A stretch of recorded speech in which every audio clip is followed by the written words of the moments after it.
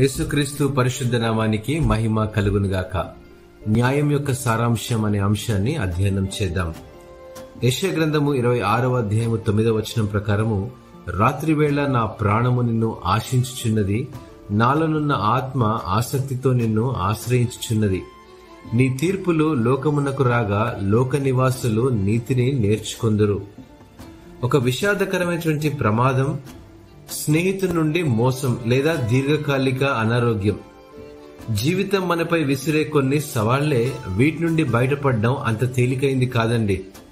అలాంటి పరిస్థితులను తట్టుకోలేక తీవ్ర నిరాశకు లోనైనటువంటి వారు కొందరుంటారు. అయితే మానవ జాతి నిస్సహాయ స్థితిలో ఉన్నప్పుడు భూమిని నింపిన చీకటి మధ్య నిరీక్షణ యొక్క వెలుగు కిరణంగా ఉన్న తన ఏకైక కుమారుని ద్వారా దేవుడు ఒక మార్గాన్ని సృష్టించాడు.